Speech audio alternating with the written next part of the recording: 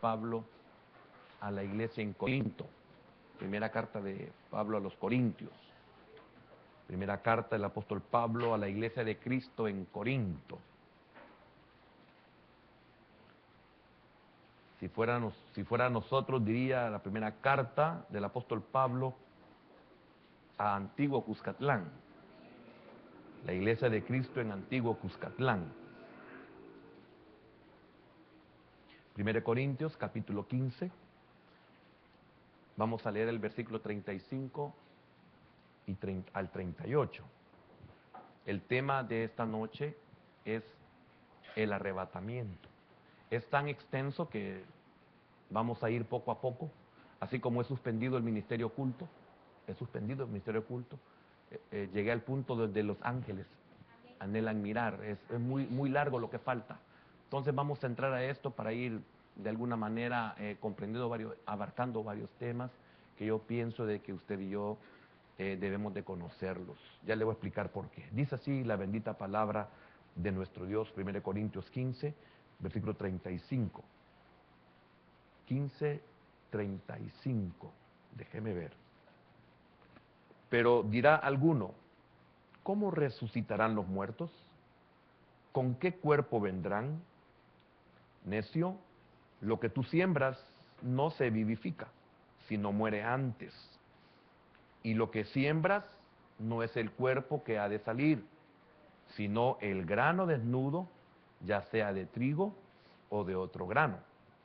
Pero Dios le da el cuerpo como Él quiso y a cada semilla su propio cuerpo. Tremendo, ¿da? Fíjese que en el tema que le he dado, y qué tremendo lo que estamos leyendo. Vamos a hablar sobre el arrebatamiento. Y vamos a pedirle al Señor que nos dé el entendimiento. Esto es muy importante. Ya vas a ver por qué es muy importante saberlo. Vayamos a Primera de Tesalonicenses, capítulo número 4. Primera de Tesalonicenses, capítulo número 4, versículo 13 al 18. Dice así. Tampoco queremos, hermanos, que ignoréis acerca de los que duermen, para que no os entristezcáis como los otros que no tienen esperanza. Porque si creemos que Jesús murió y resucitó, así también traerá Dios con Jesús a los que durmieron en él. Por lo cual os decimos esto en palabra del Señor, que nosotros que vivimos, que habremos quedado hasta la venida del Señor, no precederemos a los que durmieron. Porque el Señor mismo, con voz de mando, con voz de arcángel y con trompeta de Dios, descenderá del cielo, y los muertos en Cristo resucitarán primero. Luego nosotros, los que vivimos, los que hayamos quedado, seremos arrebatados juntamente con ellos en las nubes para recibir al Señor en el aire, y así estaremos siempre con el Señor. Por tanto, alentaos los unos a los otros con estas palabras. Eso es muy importante, el último versículo, el 18. Le dije que usted comprenda el por qué es necesario aprender estos temas, conocerlos. Por ese último versículo, es muy importante. Alentaos, por tanto, alentaos los unos a los otros con estas palabras. Cuando usted tiene este conocimiento, usted persevera. Y es por eso que usted tiene que estar siempre aprendiendo de que lo que está viviendo no pasa desapercibido y que eso no lo detenga. Pero eso lo va a hacer el conocimiento que usted tenga de su palabra, las promesas que están ahí para nosotros. Por eso, Oseas 4:6, lo hemos repetido en 25 años en este lugar, mi pueblo perece por falta de conocimiento. Si nuestros hijos no supieran que se van a graduar, perecieran. Pero ellos están esperando que el año va a terminar y van a pasar a otro grado. Y un día se van a graduar. Y eso es lo que los motiva a ellos a permanecer estudiando siempre. Porque hay algo que ellos esperan. Nosotros, lo que estamos leyendo, lo esperamos. Porque el Señor nos los ha revelado. Volvamos a 1 Corintios capítulo 15. Siempre sobre el arrebatamiento, versículo 52. Dice así, en el 51, mire, he aquí os digo un misterio. No todos dormiremos, pero todos seremos transformados. En un momento, en un abrir y cerrar de ojos, a la final trompeta, porque se tocará la trompeta y los muertos serán resucitados incorruptibles y nosotros seremos transformados. Amén. Padre, en esta noche oramos para que tú seas propicio, Señor, con nosotros. Que esta enseñanza, que esta palabra y para algunos este recordatorio de esta promesa tuya, de este evento escatológico, Señor, pueda fortalecernos, mantenernos en tus caminos con la esperanza de que un día todas estas luchas, todas estas batallas y todos estos sufrimientos terminarán. Señor, gracias, porque así como el pueblo de Israel esperó tu venida y tú viniste, Señor, también nosotros como iglesia esperamos tu regreso por nosotros. Que no fallemos como ellos fallaron. Señor, enséñanos tu palabra y que pueda ser revelada a nuestra vida. En el nombre poderoso de Jesús te lo pedimos y te damos las gracias. Amén, Señor, y amén. ¿Pueden sentarse, hermano? El tema del arrebatamiento es un tema muy extenso, muy lleno de una cantidad de detalles que es bien difícil poder en una sola enseñanza darlo. Yo creo que pasaríamos mucho tiempo estudiando lo que es el arrebatamiento.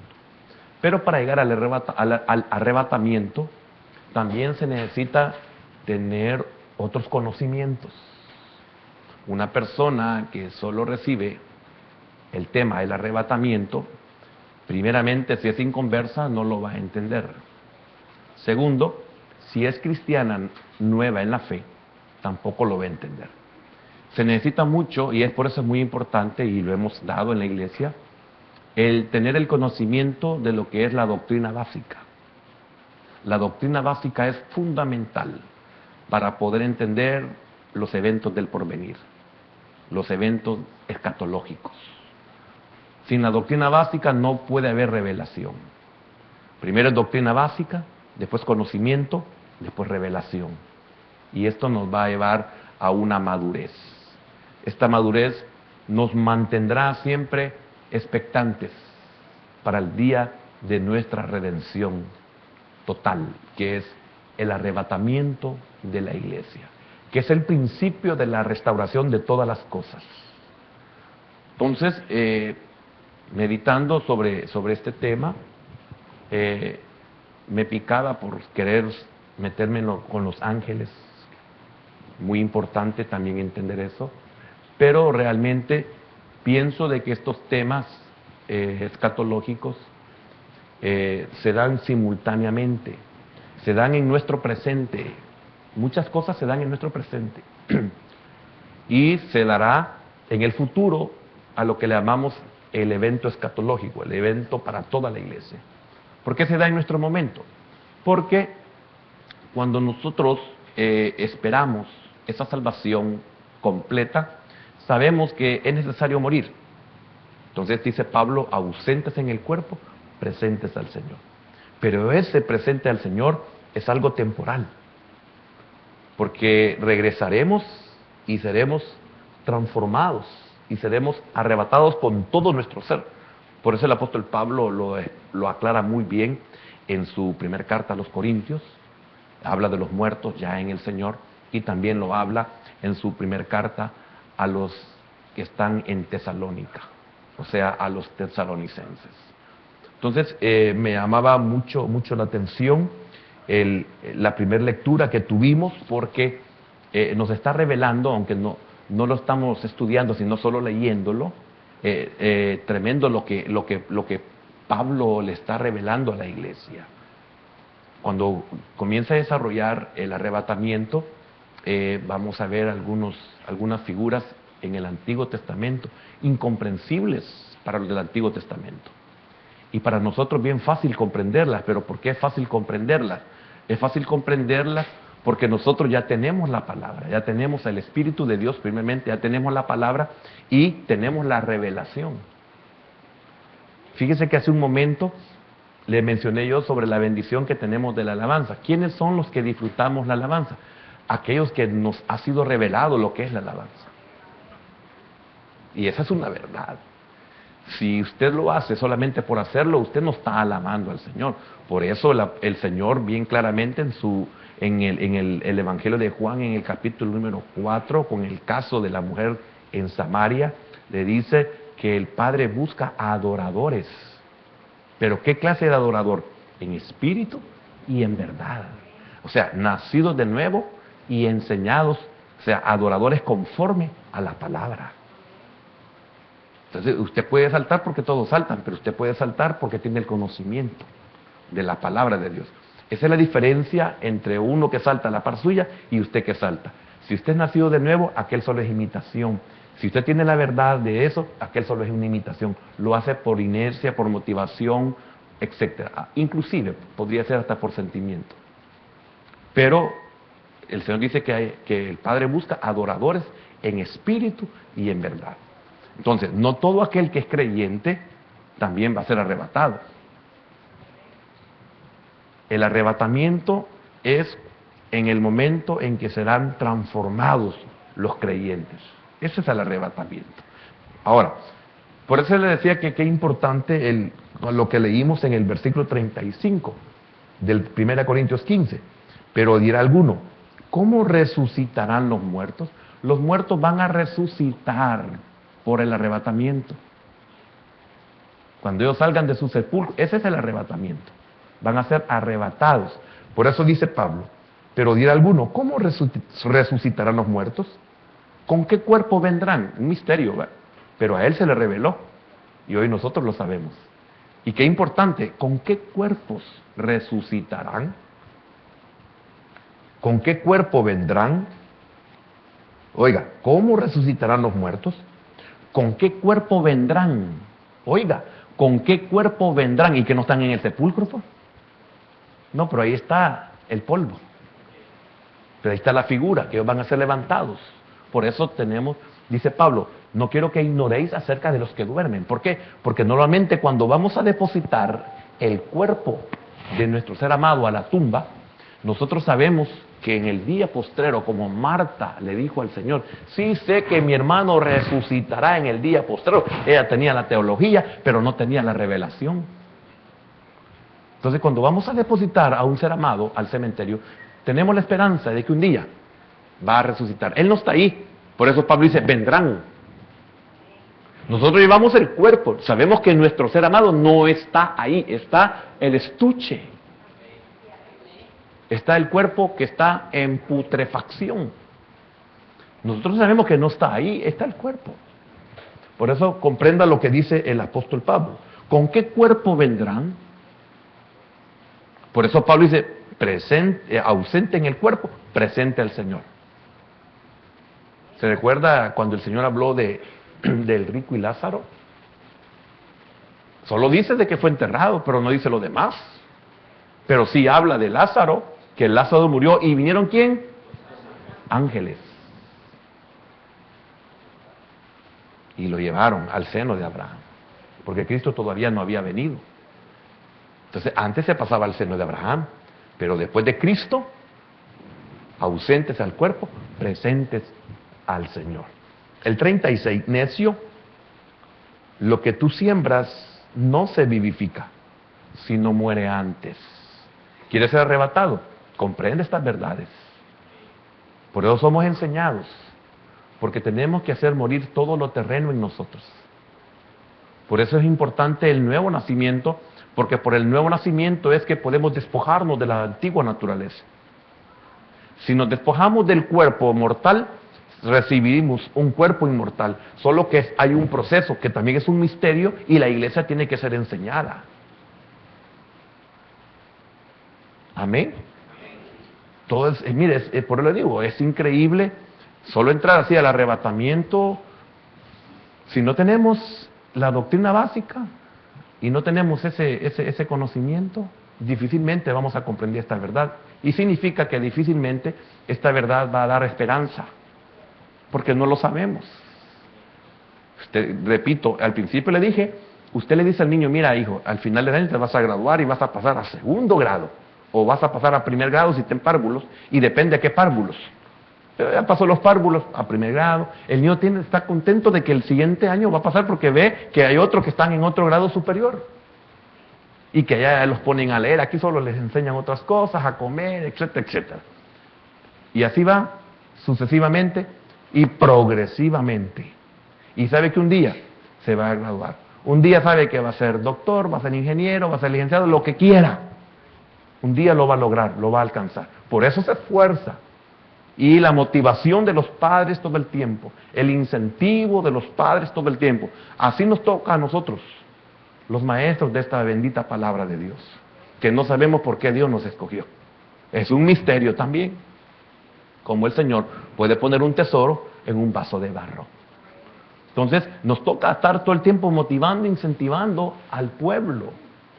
Y solo el Señor nos puede dar a nosotros la cara dura, el cuero duro, para seguir insistiendo aunque usted aturra la cara, aunque a usted le moleste, aunque a usted no le agrade, aunque a usted ya le canse.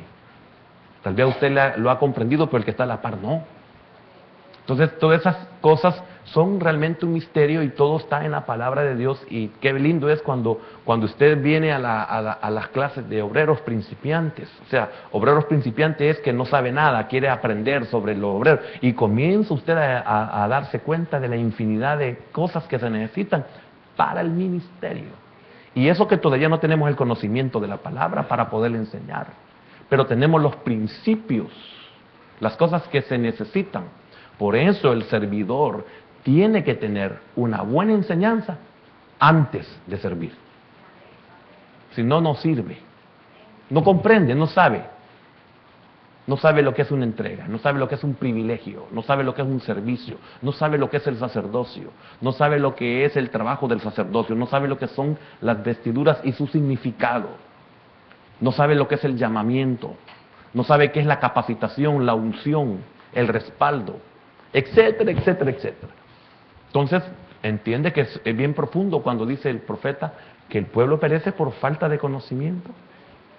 Bien, el 36 necio, lo que tú siembras no se vivifica, sino muere antes. Y lo que siembras no es el cuerpo que ha de salir. Ajá. Mire qué tremendo. ¿Y con qué cuerpo vendrán? Vendrán. Pablo tenía la revelación completa, pero no solo podía decirla así nomás porque no le iban a entender, ni tampoco nosotros. Entonces, qué tremendo, el que nosotros depositamos en el cementerio, ese no es el cuerpo que va a salir. Esa esperanza la tenemos, y la tiene usted. Eso lo hace usted no temerle a la muerte. Y es por eso Pablo dice, ¿dónde está tu victoria? ¿Dónde está tu aguijón? O muerte, ¿dónde es tu victoria? O sepulcro.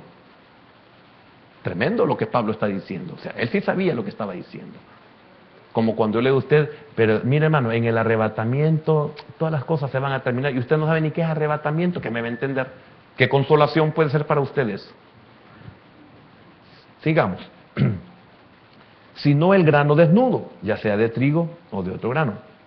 Pero Dios le da el cuerpo como Él quiso, y a cada semilla su propio cuerpo. Amén. Vamos a dejar ahí porque si sigo queriendo explicar eso, no vamos a entrar ya en lo que es el tema. Ahora, ¿qué es arrebatamiento? Quitar o tomar alguna cosa con violencia y fuerza. Eso es lo que normalmente dice nuestro diccionario, arrebatar. Así es como Dios va a hacer con su pueblo, lo va a arrebatar, lo va a quitar. Y me recuerdo que Judas, el hermano del Señor, en su carta, dice de que algunos arrebatarlos del fuego, como tizones, arrebatarlos, quitarlos. Entonces, la iglesia que tiene este conocimiento, la iglesia aguarda el arrebatamiento. Sabe que un día va a ser arrebatado. No solo estamos preparándonos para el arrebatamiento en creer y conocerlo, sino que también por aquellos que dicen de que ya son 2000 años y el arrebatamiento no se da, porque Pablo lo escribió hace casi 2000 años, entonces nosotros sabemos que hay un arrebatamiento, pero sabemos que también podemos ser arrebatados de nuestra vida, podemos morir insofactamente, podemos ser preservados por medio de la muerte. Y el apóstol Pablo lo explica y lo aclara muy bien en su primera carta a los Corintios, el capítulo número 11, cuando habla de la cena del Señor y de aquellos que toman la cena del Señor indignamente. Dice, algunos de ellos duermen, o sea, fueron arrebatados individualmente. El arrebatamiento de la iglesia es total, toda la iglesia va a ser arrebatada. Muertos primero y después vivos. Resucitados y transformados. Al que ya está en la tumba se le dará un nuevo cuerpo. Y los que estemos con vida, dice Pablo, seremos transformados. Qué triste es que usted tenga 2 años de convertido y no sepa qué es el arrebatamiento. Algo debe haber oído, etcétera, y eso significa que usted no tenía que esperar que algún día nos van a dar el arrebatamiento. Usted tenía que haber buscado primeramente en la Biblia y después haber estudiado qué es el arrebatamiento. Entonces, es quitar o tomar alguna cosa con violencia y fuerza. Cuando ese día se... ¿Por qué con violencia y con fuerza? Porque habrán huestes y potestades que ni se duda que se opondrán, así como hay una oposición a la vida de entrega que usted quiere. Entonces, usted es fortalecido por el Señor. Si su carne mengua, vienen los ángeles y lo fortalecen. Si usted mengua, ahí viene la palabra y lo fortalece. Si usted mengua, ahí vienen los incentivos del Señor y lo fortalecen. Ahí viene la provisión del Señor, ahí viene la sanidad del Señor, ahí viene todo lo que aquello pueda en determinado momento fortalecer nuestra vida. Una respuesta del Señor nos fortalece y nos levanta del piso. Por eso dice la Escritura, el justo cae 7 veces, y no necesariamente porque tiene que pecar. El justo cae 7 veces y 7 veces será levantado, 7 veces será sanado, será provisto, el Señor le será propicio, el Señor le dará respuesta, el Señor le hablará, el Señor lo levantará. Él puede hacer lo que... Mire, es profundo ese versículo. Nosotros solo lo aplicamos a que si el justo cae 7 veces, porque pecó, el Señor lo va a levantar. No solo es eso. Y los que no pecan están caídos. Si hay más caídos que no pecan, que caídos que pecan. Nosotros tenemos un mal concepto de lo que es el caminar en el Señor y su palabra. Nosotros medimos los pecados. Tenemos niveles. Y estamos tan equivocados como aquellos que le preguntaron al Señor. Y la mujer que tuvo ocho maridos, porque todos eran hermanos y se fue dando la ley del liberato. ¿Y quién será? Ignoráis las Escrituras. ¿Cuántos de nosotros estamos ignorando las Escrituras? Estamos diezmando para que Dios nos bendiga. Ignoráis las Escrituras. El diezmo no es para hacer negocio. El ayuno no es para torcerle la mano al Señor. Ignoráis las Escrituras. Yo debo saber para qué y por qué es el ayuno.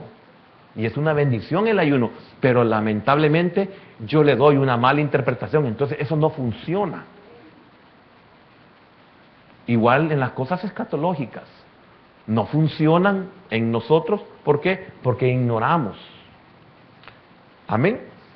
Ahora, la dispensación presente constituye la suma de misterios que nunca fueron revelados a los hombres de Dios del Antiguo Testamento. Esto lo estuve aclarando muy bien en lo que es el misterio oculto, hablando de los profetas que recibieron esta revelación en el sentido conocimiento, pero no la revelación absoluta en querer un pueblo que no conocían, etcétera, y con mejores promesas, etcétera. Entonces, la dispensación presente, nosotros, constituye la suma de misterios que nunca fueron revelados a los hombres de Dios del Antiguo Testamento, tales como, primeramente, los que voy a enumerar no son los únicos, son muchos, pero voy a enumerar algunos. Primeramente, la constitución, la construcción, oiga, la construcción del cuerpo de Cristo. Ellos no lo sabían. Ellos solo sabían que iba a venir un Mesías. Pero ellos no sabían, y se había una palabra por el Espíritu de Cristo en los profetas, de que este cuerpo físico del Mesías solo iba a ser la cabeza del cuerpo místico, que es la iglesia. No sé si me comprendió lo que dije. El cuerpo físico del Mesías para ellos y era únicamente la cabeza del cuerpo que era la iglesia. Por ejemplo, en el Antiguo Testamento, en el caso de Israel, Dios Padre es la cabeza y el cuerpo es el reino, que es Israel. Pero note que no solo Israel era adorador de Jehová, sino que habían prosélitos. Ellos llegaban a ser parte del cuerpo de la religión judía, llamémosle, religión. No me gusta esa palabra porque esa palabra está pero ensuciadísima. Y en realidad también es sucia la palabra. Nosotros no tenemos religión. Entonces, habían prosélitos, entonces eran parte del pueblo de Dios, porque se sometían. Y es por eso que algunos llegaban a adorar a Jerusalén, así como vemos aquel eunuco de la reina de Candace que cuidaba sus tesoros, etcétera, etcétera, etcétera. Así como vemos aquellos astrólogos que llegaron en el nacimiento del Señor Jesús guiados por su estrella. Miles de estrellas. ¿Y cómo sabían que era el Señor? Había una revelación por medio de lo que ellos conocían. Y quiero decir algo, es bien lindo cuando usted, por medio de lo que usted es, usted recibe una revelación de Dios. Tremenda. Amén.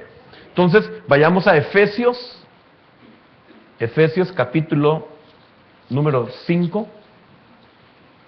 Yo sé que no es Marte, pero no sé si estoy haciendo bien lo que estoy haciendo. Bueno, gracias a Dios que usted dijo amén, pero aunque usted ha dicho no, pues el Señor eso quiere, dice.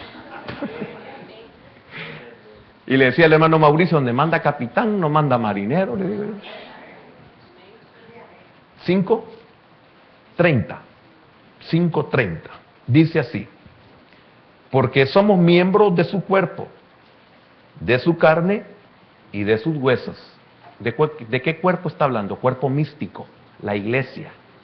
El cuerpo místico es, podríamos decir, ese cuerpo invisible, porque nadie sabe. Alguien lo ve a usted y dicen al hermano fulano, a la hermana sutana. No dicen, ve, es de parte del cuerpo de Cristo. ¿Entiende? Entonces, a ese cuerpo invisible se llama cuerpo místico. No se sabe cuál es, pero está formado. Ahí está, es parte del cuerpo. Y algo importante, sepa, entienda, comprenda, reciba de que el cuerpo del Señor es perfecto. No tiene liendras, no tiene piojos, no tiene callos. Así que usted no se va a ir agarrado, aunque sea de, como dicen algunos, aunque sea del manto, dicen los religiosos, aunque sea del manto me voy a agarrar, aunque sea de la sandalia. El cuerpo del Señor no tiene sandalias. No crea en falsas esperanzas. Por eso es bien importante esto. Hay que tener este conocimiento. Quiero ser del cuerpo, soy del cuerpo de Cristo. Repito, porque somos miembros de su cuerpo, de su carne y de sus huesos. El 32, y aquí Pablo lo aclara, no estoy hablando del hombre ni de la mujer, no estoy hablando del matrimonio humano. El 32, grande es este misterio. Mas yo digo esto respecto de ¿quién? De Cristo y la iglesia. No está hablando del matrimonio, no está hablando del hombre y la mujer, está hablando de Cristo y la iglesia. Por eso me encanta cuando dice, grande es este misterio. Mire, se oye bien fácil oírlo, comprenderlo es otra cosa. Usted puede creer, mire, esto pasa en repetidas experiencias. Esto pasa cuando alguien oye un tema y cuando lo recibe lo ve tan fácil, tan sencillo, que cree que ya lo sabía. Pero si uno le dijera antes de darlo, hermano, ¿podría compartir usted este tema? No saben qué decir. Es tan fácil porque ya fue revelado. Es como que alguien nos diga, mire, pero es que el agua puede estar en 3 estados. Algunos le ponen hasta una cuarta, en cuarto estado, pero hablemos de los 3 comunes. Un tercer estado, en 3 estados. Dice, líquido, gaseoso y sólido. El que nunca lo ha oído y lo oye y dice, ah, sí, eso ya lo sabía, sí, no he tenido hielo yo. Sí, pero si le preguntan, deme los 3 estados del agua, no lo saben. Así nos pasa muchas veces a nosotros. Claro, oímos la enseñanza y como fue tan fácil, no, eso no es difícil, dice. Pero si uno le hubiera preguntado algo, no lo sabía. Así que seamos niños en esto. Y no creamos que todo lo sabemos, porque cuando aprendemos bastante nos damos cuenta que no sabemos nada. Entonces, la construcción del cuerpo de Cristo, para ellos estaba oculto. Imagínense, primeramente, tenían un mal concepto, una mala concepción, perdón. Tenían una mala concepción del Mesías. Si tenían una mala concepción del Mesías, ¿qué iban a entender lo que había detrás del Mesías? Como figura. Y no solo como figura, sino como verdad escatológica. Que de ese cuerpo solo era la cabeza de un cuerpo. Entonces, ¿y qué cuerpo? ¿Cómo será este cuerpo? Y etcétera, etcétera. Esa era la complicación que ellos tenían. Amén.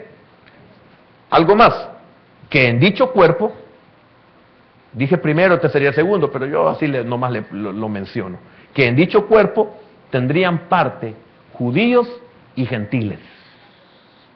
Ellos no lo sabían. Ellos les llamaban perros a los no judíos y le llamaban otros de una forma tan despectiva que ellos no podían concebir eso. Ahí mismo en Efesios capítulo 3, versículos 5 y 6.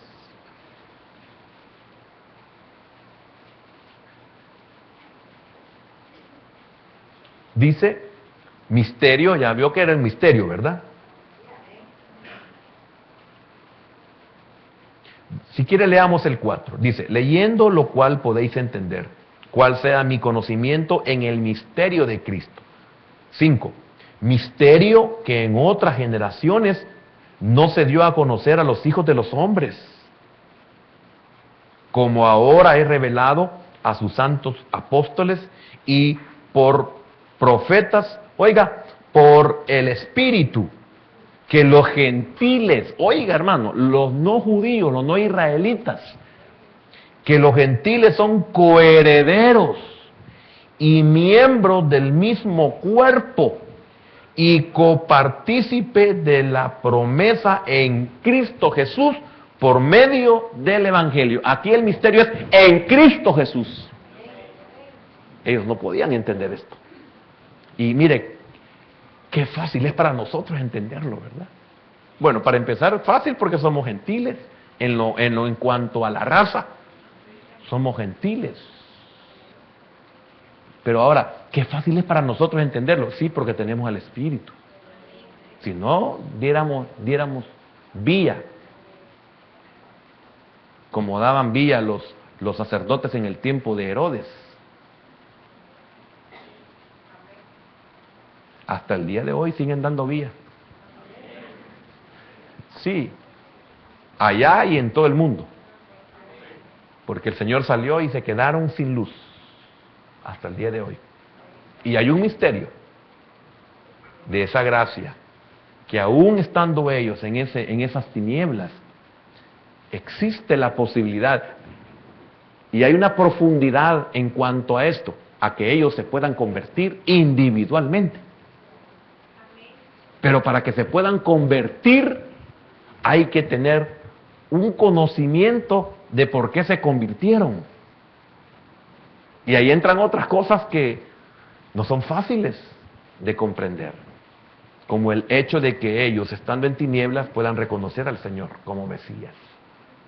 Estos ya vienen. ¿Por qué? Porque recuerde que en el misterio oculto vimos que del cuerpo místico de Cristo, todos ellos son celestes.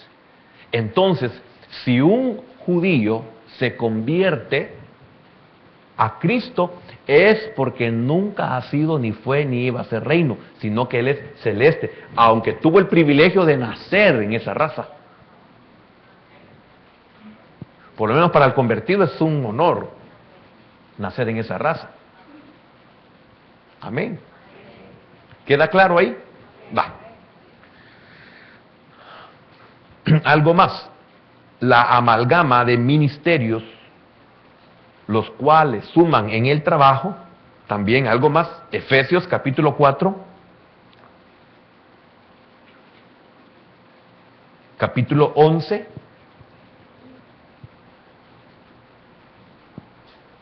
mire todo lo que suma en eso, en ese cuerpo. 4:11 al 13. Y él mismo constituyó a unos apóstoles, a otros profetas, a otros evangelistas, a otros pastores y maestros, a fin de perfeccionar a los santos para la obra del ministerio, para la edificación del cuerpo de Cristo, hasta que todos lleguemos a la unidad de la fe y del conocimiento del Hijo de Dios, a un varón perfecto, a la medida de la estatura de la plenitud de Cristo. Mire qué tremendo, los ministerios que iban a ser necesarios para que este cuerpo se uniera, y no solo se uniera, al decir unir, edificar, crecer, madurar. Mire todo lo que Dios ocupa, evangelistas para sacarlos del mundo, y a los que ya están sacados del mundo, instruirlos. Y qué triste, hermano, porque algunos nos conformamos únicamente con ser salvos y no queremos la edificación de nuestra vida, que es el éxito para poder tener una vida abundante en esta vida o en esta tierra. Porque es triste que usted tenga la salvación y viva como los demás que no conocen al Señor, con la única diferencia de que usted es salvo y aquel no. Pero vive igual. Y entonces, ¿cuál es la diferencia? El Señor le dejó una ley a Israel para que las naciones se dieran cuenta que había un pueblo muy diferente a ellos. Y qué tremendo, porque esa ley a ellos los iba a preservar. Y esa ley los iba a mantener cerca de su Dios, no alejados. Entonces era importantísimo que los padres, y lo encontramos nosotros en las Escrituras, en los profetas, en los salmos, en los proverbios, encontramos nosotros que Dios siempre le daba esa responsabilidad a los mayores, a los padres, de instruir, de enseñar, y si es necesario, pegarle la palabra en sus frentes, en una forma literal lo digo, porque así es, en una forma literal. Sin embargo, el asunto era que estén en su mente y en su corazón. Pero por eso vas a ponerle en los dinteles, vas a ponerle en los pilares, vas a poner en todas partes mi palabra para que ellos la aprendan. Por eso el proverbio, instruye al niño en su camino y aun cuando fuere viejo, eso lo salvará, pongámosle. No se apartará, o sea, va a mantenerse un día. Puede tener un lapso fuera, pero eso lo va a regresar a donde pertenece. Por eso es bien lindo cuando uno está fuera del país y uno siempre anhela su tierra, ¿verdad?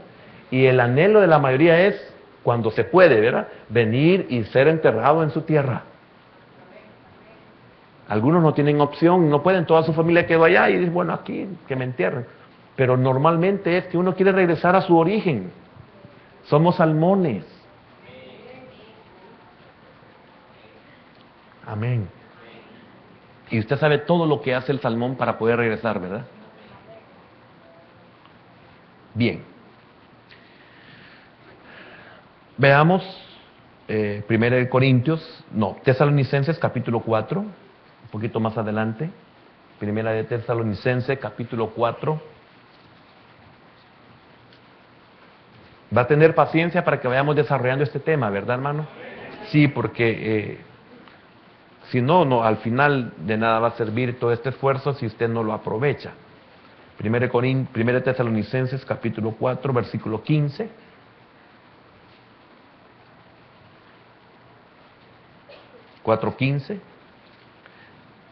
Por lo cual os decimos esto en palabra del Señor, que nosotros que vivimos, que habremos quedado hasta la venida del Señor, no precederemos a los que durmieron, porque el Señor mismo con voz de mando, con voz de arcángel y con trompeta de Dios descenderá del cielo y los muertos en Cristo resucitarán primero. 17. Luego nosotros los que vivimos, los que hemos quedado, seremos arrebatados juntamente con ellos en las nubes para recibir al Señor en el aire y así estaremos siempre con el Señor. Amén.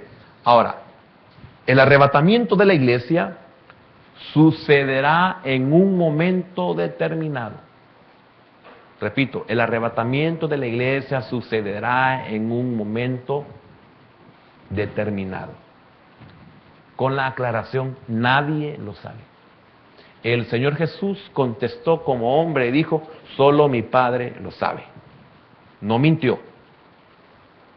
Nadie puede decir el tiempo en el momento en que esto se va a dar, porque dijo que solo mi Padre lo sabe. Ni siquiera los ángeles lo saben. Y por lo tanto nosotros no debemos de poner jamás un tiempo de que esto va a suceder. No, lo que podemos decir es que en un momento menos esperado va a suceder. ¿Cómo así? Al Señor le preguntaron sobre su segunda venida. Y una de las cosas que usted debe saber, que no es lo mismo el arrebatamiento con la segunda venida del Señor. El Señor ya vino como Mesías, vino Dios hombre, nació en Belén. Y Él cumplió todo por lo que venía y fue ascendido a los cielos. Resucitó y ascendió a los cielos. El reino, Mateo capítulo 24 habla de su segunda venida. Es cuando Él va a venir por Israel, va a venir por su reino y va a venir y pondrá sus pies literalmente en el monte de los olivos porque ahí va a descender. Pero eso no tiene que ver nada con la iglesia. Antes de ese evento, el Señor vendrá a arrebatarnos, pero Él no vendrá hasta la tierra, sino que nos recibirá, como dice Pablo en 1 de Tesalonicenses, en las nubes. Ahí nos reuniremos con el Señor. Entonces el Señor vendrá hasta las nubes, Él no viene a la tierra, Él va a venir en su segunda venida. Por eso cuando usted lea en los evangelios, está hablando de lo que es tribulación. Y vamos a ver por medio de la Escritura de que la tribulación es después del arrebatamiento. Los juicios sobre esta tierra vienen hasta después del arrebatamiento. Entonces primero es arrebatamiento y después inicia la tribulación. Y todos los eventos escatológicos. Entonces usted no debe de confundir arrebatamiento con segunda venida. Arrebatamiento es que el Señor viene por su iglesia y en su segunda venida Él viene a establecer su reino aquí en la tierra con el reino que es Israel y todos los que se han convertido a Él en el tiempo en que tenían que haberse convertido. Entonces, son dos eventos totalmente diferentes. No los confunda. No mezcle Mateo 24. No mezcle los acontecimientos, lo que se dará en ese periodo con el arrebatamiento. No tiene que ver con la iglesia. La iglesia ya no está en la tierra. Ya fue quitada, ya fue arrebatada. Amén. Entonces, queda claro de que sucederá en un momento determinado. Entonces, el arrebatamiento es el inicio de la restauración de todas las cosas. Primeramente, iglesia. Segundo, reino. Y tercero, todas las demás cosas. Es el inicio de toda la restauración. El arrebatamiento es el inicio de toda la restauración. Repito, primero iglesia, segundo reino y tercero todas las cosas. Amén. ¿Claro en eso, hermano? Bien. Figura sobre el arrebatamiento. Algunas, por cierto, muy discretas, por considerarse el Antiguo Testamento dirigido a Israel en su mayor parte.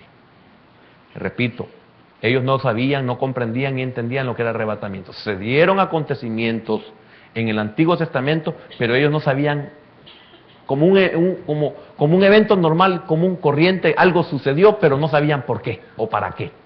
Para nosotros hoy es fácil porque nosotros tenemos el Nuevo Testamento, pero antes de eso tenemos el Espíritu. Y tenemos maestros, 5 ministerios. Efesios 4:11 hasta el 18.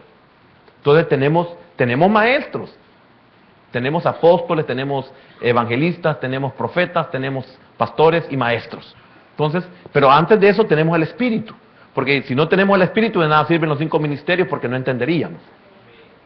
¿Comprende? Entonces, para nosotros es bien fácil mirar el Antiguo Testamento y decir, ve, esto es el arrebatamiento, pero ellos no lo comprendían. Amén. Ahora, vayamos primeramente en Génesis, capítulo número 5. Yo sé que algunos ya lo saben, pero hay algunos hermanos que van a aprender, no lo saben. Génesis, capítulo número 5.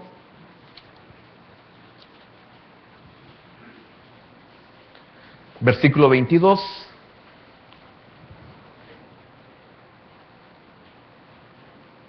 Esta es la primera figura que nosotros encontramos del arrebatamiento en el Antiguo Testamento. ¿Ya lo tiene?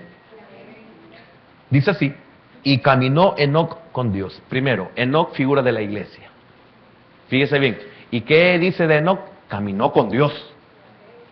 O sea, usted va a ser arrebatado si ha caminado con Dios. Por eso lo decía yo, el arrebatamiento es tan inmenso, todo lo que abarca, porque esta es una figura que solo se podría tratar separadamente de las características una de las características de la iglesia es que camina con Dios. Pero hay otras figuras ahí, dice el 22. Y caminó Enoc con Dios. Y Enoc significa consagrado. Solo ese es un tema. Consagrado, imagínense. Entonces la iglesia es Enoc. La iglesia es consagrada. La iglesia es miembros consagrados. El que no es iglesia no puede consagrarse. Y la consagración no es la que usted y yo pensamos, sino la consagración conforme a la palabra. Entonces, qué importante es ver lo que es la vida de Enoc. Y caminó Enoc con Dios después que engendró a Matusalén 300 años y engendró hijos e hijas. El 23. Y fueron todos los días de Enoc 365 años. Oiga el 24. Aquí está algo bien importante. Caminó pues Enoc con Dios. ¿Y qué?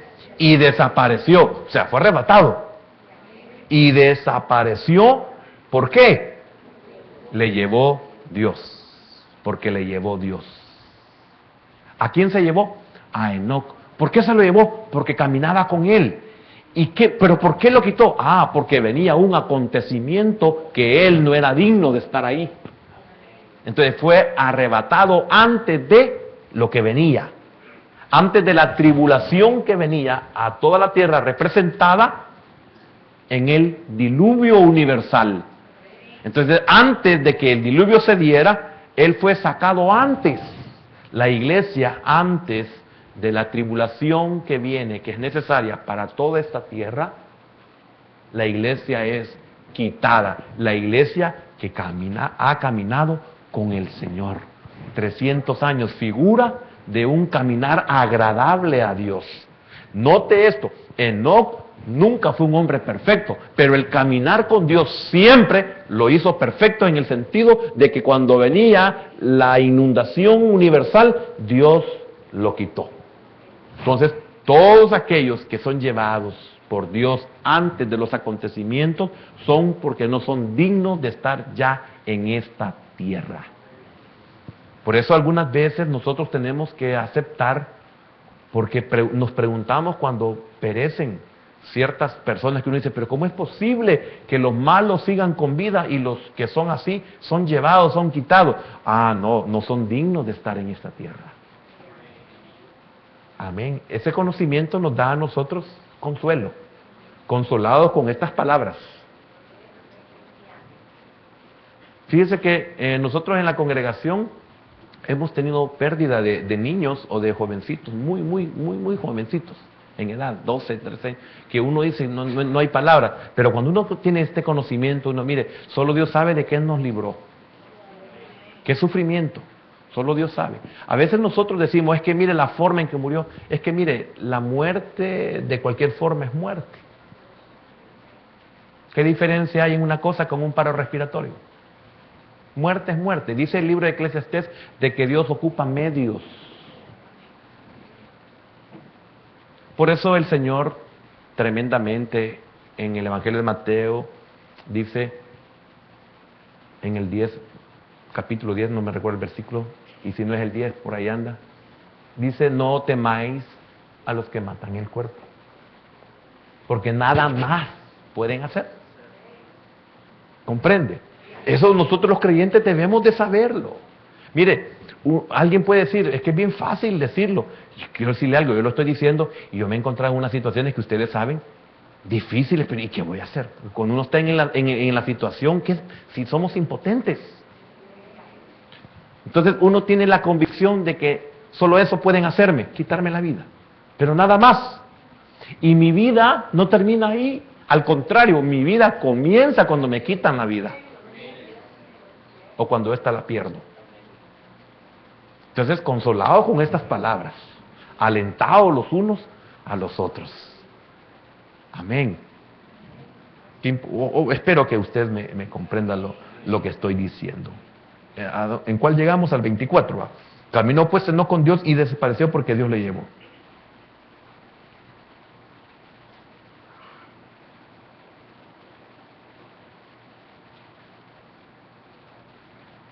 El caminar con el Señor está representado en los 300 años. Entonces, Enoc fue arrebatado al cielo después de caminar en comunión con Dios por largos años. ¿Cuántos? 300 años. Tipifica la iglesia que será arrebatada. Es una figura. Y eso liberándolo de la catástrofe espantosa que venía sobre toda la tierra. Algo más. El matrimonio de José con Asenat. Acuerde que Asenat no era hebrea, no era judía. Génesis capítulo número 41. Génesis capítulo 41.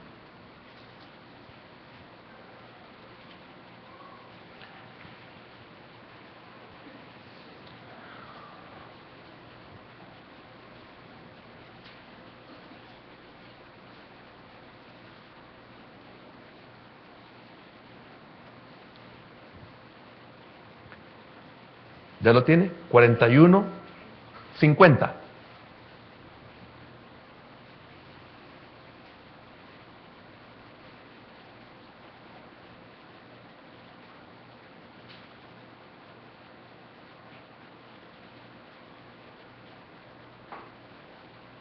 El 45, perdón, el 45. Y llamó Faraón el nombre de José Safnat Panea, y le dio por mujer a Asenat, hija de Potifera, sacerdote de On. Potifera, ¿verdad? Hija de Potifera, sacerdote de On. Y salió José por toda la tierra de Egipto. 50. Y nacieron a José 2 hijos, antes que viniese el primer año de ¿qué? De hambre. ¿Sí? Antes de que eran 7 años de las vacas flacas. Se recuerda de todo eso, ¿verdad? Entonces, aquí vemos nosotros el matrimonio de José con Asenat tipifica el arrebatamiento antes de los 7 años de las vacas flacas, que significan los 7 años de tribulación desencadenada sobre el mundo entero y principalmente sobre Israel. Entonces, José es figura de Cristo, Asenat es figura de la iglesia. Faraón le da esposa a José, se casa y cuando se casa le nace su hijo y de ahí vienen el primer año de hambre, gracias, escasez de hambre. Entonces ve que el Señor va a quitar a la iglesia antes de la tribulación. Amén. Una más, vayamos al libro de Esther. Esther capítulo 2.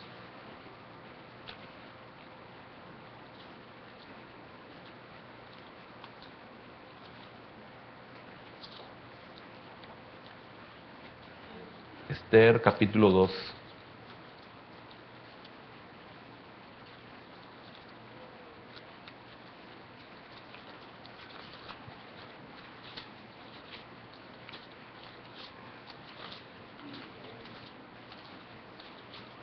Después de Nehemías. ¿Ya lo tiene? Crónicas, Esdras, Nehemías, Esther, capítulo 2. Dice el 17, porque este hecho de la reina llegará a oído de todas las mujeres, y ellas tendrán en poca estima a sus maridos, diciendo el rey Asuero mandó traer delante de sí a la reina Vasti. Perdone, estoy viendo el 1.17, 2.17. Disculpe, me equivoqué. Usted buscó el 2, ¿verdad? Sí, es el 2.17. Yo estaba leyendo 1.17. Dice así: y el rey amó a Esther más que a todas las otras mujeres, y halló ella gracia y benevolencia delante de él más que todas las demás vírgenes, y puso la corona real en su cabeza y la hizo reina en lugar de Vasti.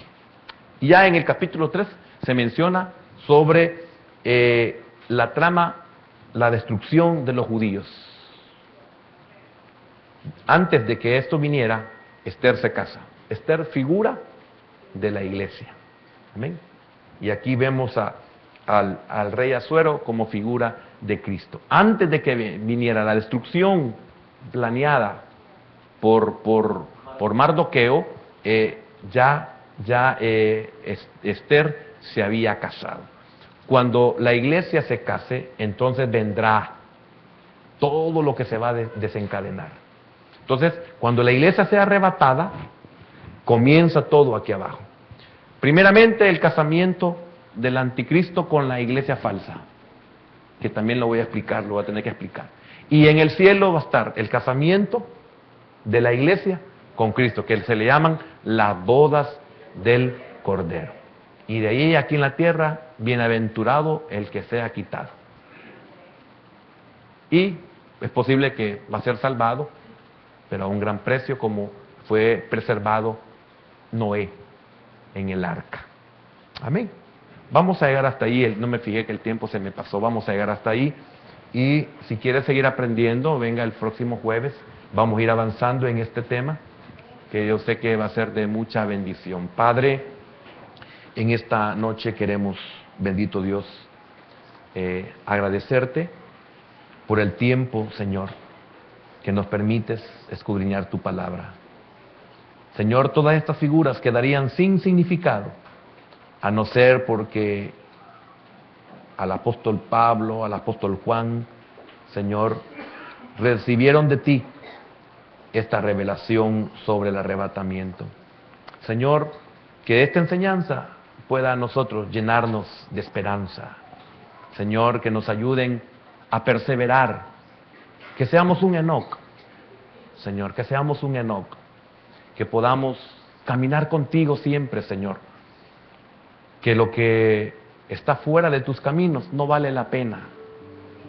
Señor, es temporal, pero caminar contigo nos mantendrá cubiertos, protegidos de todo el porvenir.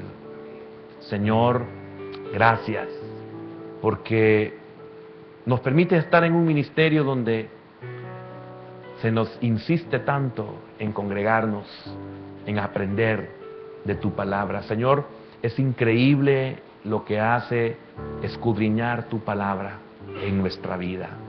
Oro, bendito Dios, para que tu pueblo no perezca por falta de conocimiento. Señor, que nosotros podamos tener esa esperanza que tiene el niño, de que al final del año pasará y será premiado. Y así sucesivamente hasta que un día pueda graduarse como todo un profesional que le podrá hacer frente a la vida. Así también nosotros, Señor, nos espera una eternidad y queremos graduarnos. Cuando nuestros cuerpos sean, Señor, levantados de las tumbas, o los que estemos con vida, seamos transformados y nos recibas en el aire, en las nubes, Señor, para casarnos contigo. Señor, gracias. Gracias te damos en el nombre de Jesús. Amén y amén.